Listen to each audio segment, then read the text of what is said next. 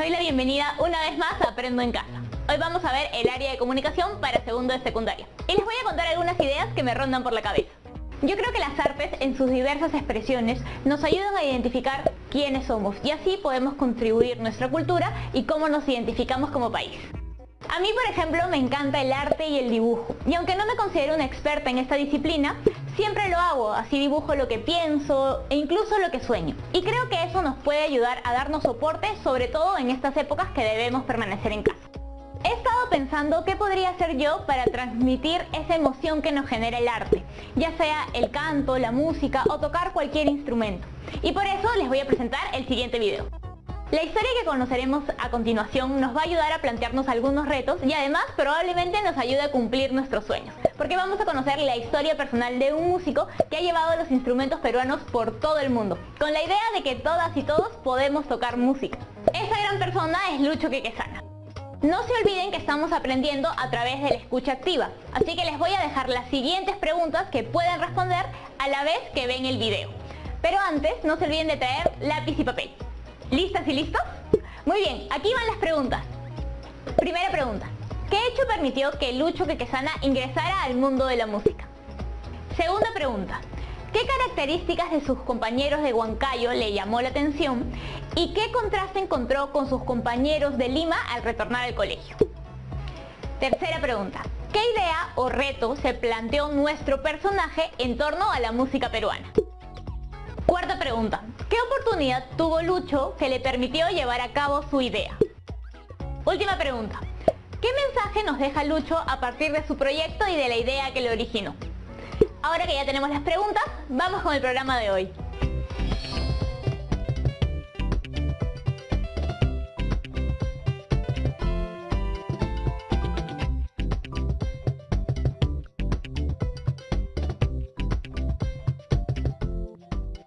Bueno, muchas gracias. Soy Lucho Quequesana y yo estoy parado exactamente aquí de pura casualidad. De pura casualidad o cosas del destino, como ustedes lo quieran llamar, y ustedes están sentados en esta exposición exactamente por lo mismo, porque a pesar que ustedes hayan recibido una invitación muy bonita para venir al TEX, algo ha tenido que pasar en sus vidas antes, ha tenido que haber algún punto de quiebre para que ustedes finalmente se dediquen a lo que se están dedicando ahora y reciban esta invitación. Y justamente de estos puntos de quiebre es de lo que quiero hablar, porque mi punto de quiebre empieza a los 11 años. Yo soy músico, soy compositor, me dedico a la música es mi vida, es mi pasión, me muero por la música, mato por la música, así por ponerme todo romántico, pero hasta los 11 años yo no tocaba absolutamente ni un instrumento. Yo pensaba que era un negado para la música, no tocaba, pero no escuchaba ni radio, no tocaba La Puerta, no cantaba ni Happy Birthday, era un desastre. Pero ¿qué pasó? Que a los 11 años mi hermano mayor se enferma de asma y el doctor le dice a mi mamá que tenemos que salir de Lima como sea, porque si no mi hermano se iba a poner peor. Entonces mi mamá agarra cajones, baúles, las maletas y no tiene mejor idea que empezar a meter todas las cosas y nos mete a mí, a mi hermano y a mi hermana y nos lleva a vivir a Huancayo. Año 86, Huancayo, ustedes ya se pueden imaginar esa época ahí.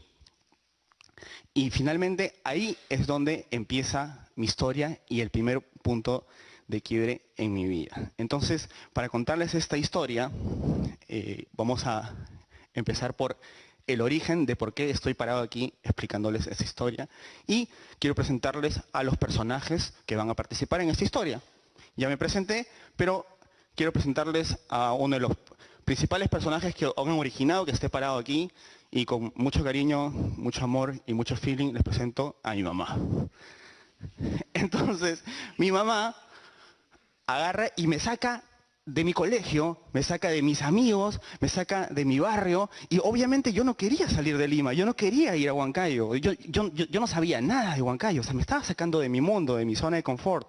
Pero cuando yo llego a Huancayo, lo que pasa es que en el colegio, todos los niños, a la hora de recreo, en lugar de salir a jugar fútbol como todos mis amigos del colegio, todos los niños tocaban este instrumento que se llama zampoña, que yo lo había visto muchas veces, pero que nunca lo había tocado. Entonces, claro, yo estaba metido en mi salón, así, hecho un hongo, todo timidito, pues, ¿no? Recién había llegado, recién subidito. Entonces, Claro, entonces yo no salía al recreo. Pero entonces todos los chibolos tocaban y me parecía alucinante. Entonces un amigo me dice, oye Lucho, ¿por qué no vienes? Yo le digo, no, olvídate, yo soy un desastre para la música. No, de verdad que no toco nada. En resumidas cuentas y en el argot criollo, para resumirlo de una manera, yo me consideraba un animal en la música. Entonces me dicen, no, pero ven, ¿por qué no vienes? Y bueno, están en el recreo, vamos con los chicos, bueno, están jugando, vamos a jugar, y entonces ahí es donde este niño me da ese instrumento y me dice, es muy fácil, solo tienes que tocar aquí, aquí, aquí. Entonces yo dije, pero yo no puedo. Y me dijo, inténtalo. Entonces, en ese momento, lo que yo hago es...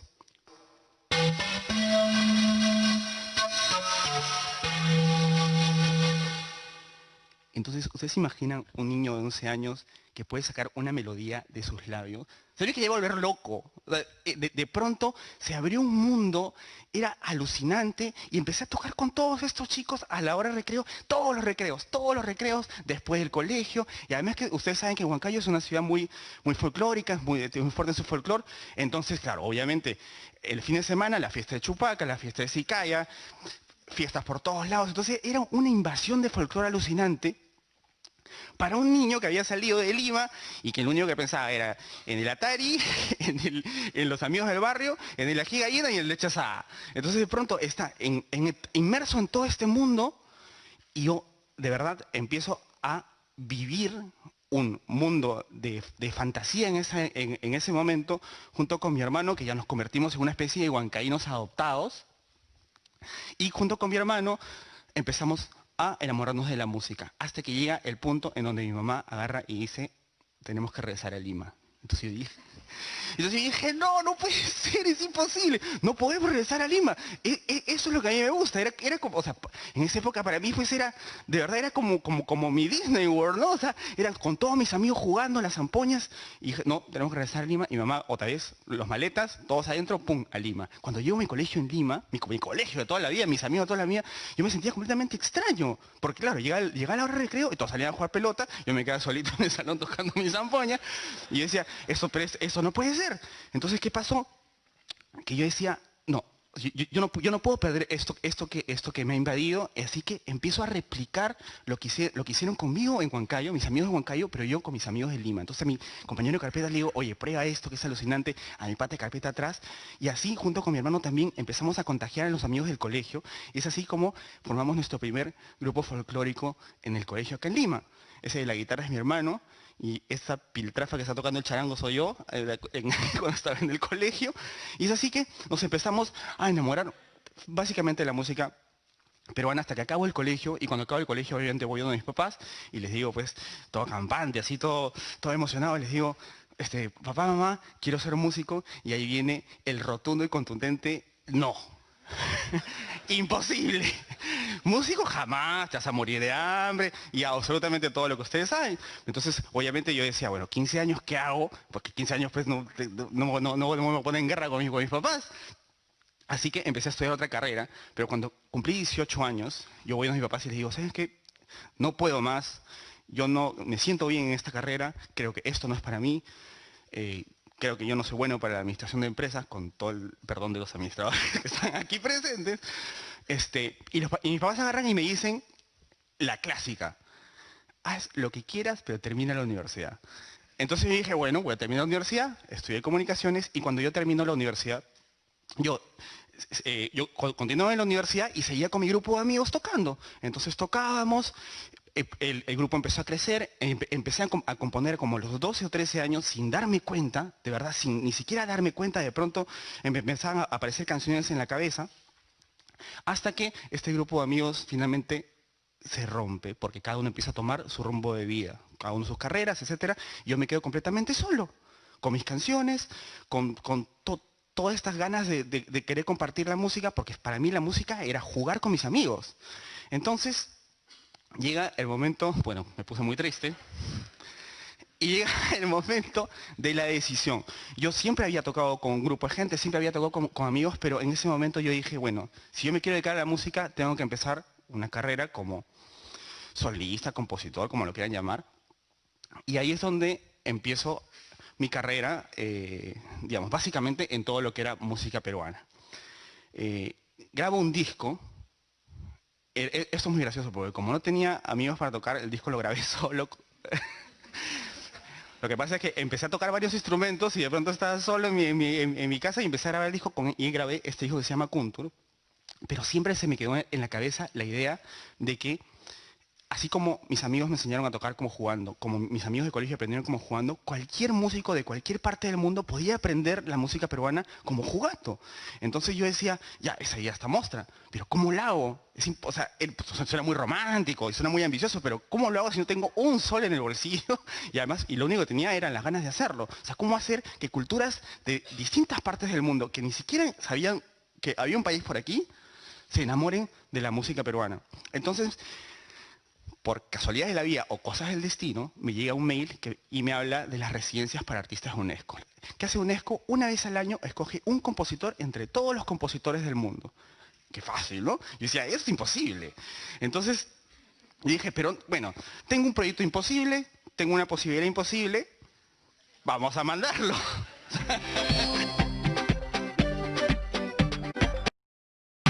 Cara a cara. Este lunes a las 9 de la noche tendré un cara a cara con Enrique Chávez. Esperamos verlo.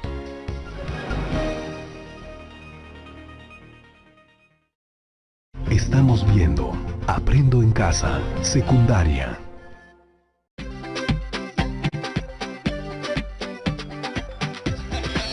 O sea, ¿qué puedo perder? Entonces, elaboré el proyecto y lo mandé. Lo mandé con toda honestidad, con mucha confianza en el proyecto, pero dije, imposible. A los meses me llega un mail en donde me dicen que había sido el escogido para realizar el proyecto y casi me da un infarto. Claro, pero casi me da un infarto por dos cosas, porque era la oportunidad de mi vida de poder hacer esta idea que tenía de contagiar al mundo de la música peruana, pero al mismo tiempo porque UNESCO me dice, tu proyecto es muy bonito, tu proyecto es muy innovador, intercultural y desarrolla la evolución de la música peruana, etcétera, etcétera, pero tienes solamente 2 meses para hacerlo. O sea, en 2 meses yo tenía que salir, buscar, encontrar, enseñar y que aprendan a músicos de todas partes del mundo, música peruana, y en 2 meses ya había un concierto con entradas vendidas, con teatro, desde antes que yo saliera del periódico, yo leyendo la carta, y sin siquiera conocer a nadie. Entonces yo dije, ¿cómo hago? Bueno, o sea, es imposible, vamos a hacerlo. Entonces empecé la búsqueda, salí y empecé la búsqueda, salgo obviamente de mi mundo andino, salgo de Perú, salgo con todas estas esperanzas de poder encontrar gente que no sabía quiénes iban a ser y llego a temperaturas que nunca había llevado, lenguaje, idiomas que nunca había hablado, culturas que nunca había conocido y ahí es donde yo empiezo esta búsqueda en donde finalmente, por más surrealista que suene, llego a encontrar una banda que es un chino, un turco, un vietnamita, 2 canadienses, un peruano y un colombiano que en 2 meses tenía que aprender a tocar música peruana sin ni siquiera saber que yo iba a llegar y sin ni siquiera saber que yo existía. Entonces empiezo con los músicos, empiezo con Cuba Quach de Vietnam, claro, llego donde el vietnamita no tenía la menor idea de dónde quedaba Perú en el mapa y yo soy completamente honesto y yo no podía ubicar Vietnam en el mapa tampoco. Partiendo de ahí ya estaba bastante difícil. O sea, de ahí llego donde Ismail Fenyolu de Turquía, toco la puerta y el truco pensaba que yo le quería vender una refrigeradora, lo que sea, menos, no entendía finalmente qué cosa era lo que yo quería y me costó mucho hacerles entender.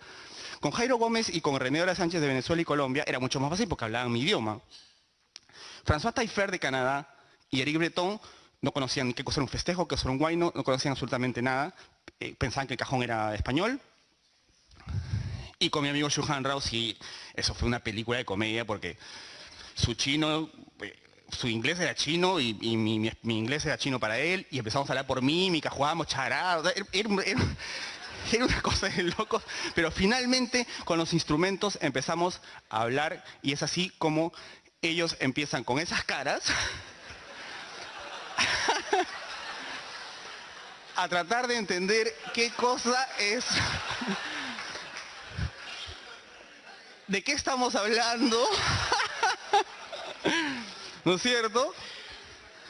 qué cosa es un festejo, qué cosa es un landó, qué cosa es un charango, y así es como empezamos esta aventura y finalmente llegamos al concierto en esos 2 meses y la UNESCO nos premió como el mejor proyecto en la historia de la residencia UNESCO Ashberg. Empezamos a recibir un montón de premios como proyecto intercultural y musical.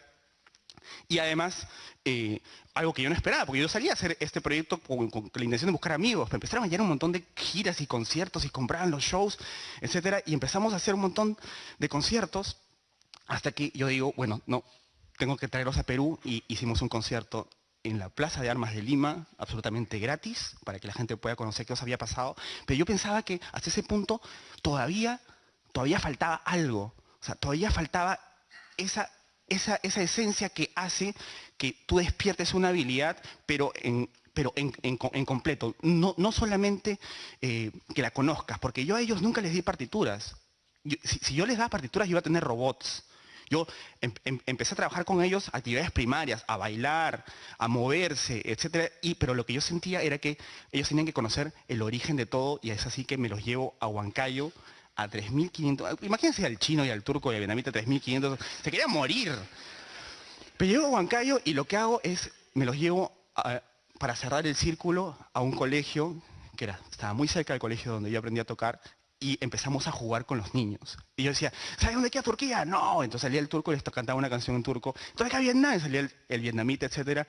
Y es así como empezamos una interacción con los niños. Y era bien loco porque era niños de Huancayo jugando con niños de todas partes del mundo, con edades obviamente un poco mayores, pero finalmente todos éramos niños jugando y compartiendo, y al final los niños nos regalaron una canción en quechua donde todos entramos en un llanto criminal, simplemente de la emoción.